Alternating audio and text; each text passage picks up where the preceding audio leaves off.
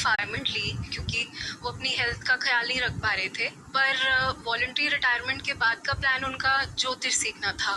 तो वो मुझे ये रीज़न देते हैं जैसे उनका पेट बड़ा हुआ है, तो मैं उन्हें कहती हूँ कि आप वॉक पे जाइए या जिम ज्वाइन कीजिए, तो वो मुझे बोलते हैं कि नहीं, ये मेरे पुराने जन्म के कर्म होंगे, मैं कुछ कर नहीं पा रहा। जब वो मुझसे लॉजिकली बात कर रहे थे और उनको कोई और लॉजिक नहीं मिल रहा था, तो वो मुझे ये कहने लग गए कि तुम तो बदतमीज हो गई हो, मुझसे बस बहस करना आ गया है। पिछले जन्म के संस्कार हैं आपके।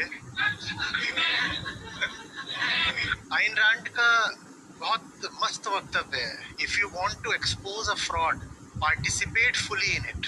अब कुछ भी करिए आप घर में, जितने तरह का उपद्रव हो सकता है सब करिए, और जैसे कि पूछे तो बोलिए पिछले जन्म के संस्कार है, मैं क्या करूं, मैं क्या करूं। वो मुझे ये बोलने लगे हैं कि बिल्कुल तुम अपने आचार्य जैसी भाषा बोलने लगी हो, तीखी, तेज तर्रार।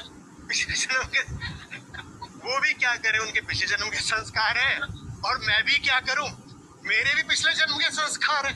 मैं थोड़ा यहाँ हेल्पलेस फील करती हूँ कि मैं उन्हें क्यों किसी सही रास्ते की तरफ ले जा नहीं पा रही हूँ। कोई नहीं है, हर इंसान अपनी ही सहमति से सुधरेगा या गिरेगा। आप हो कौन? और वेदांत ने तो सुधरने की एक ही विधि बताई है, क्या? दर्पण। दर्पण तो दर्पण बन जाइए ना, वो जैसे हैं आप बिल्कुल वैसे ही बन जाइए, उनको आप में अपना चेहरा दिखाई दे। सारी फिजूल हरकतें करिए, एकदम मूर्खता की बातें करिए और कहिए पिछले जन्म के संस्कार हैं। यही तो है दर्पण बनना, और क्या। देखो मैं बिल्कुल तुम्हारे जैसी हो गई, जैसे दर्पण में अपने ही दिखता है चेहरा, वैसे तुम्हें मुझ में अपना चेहरा दिखेगा। और अगर तुम्हें मैं पसंद नहीं आ रही तो इसका मतलब है कि तुम खुद को पसंद नहीं करते हो, और अगर खुद को पसंद नहीं करते हो पापा तो ऐसे क्यों?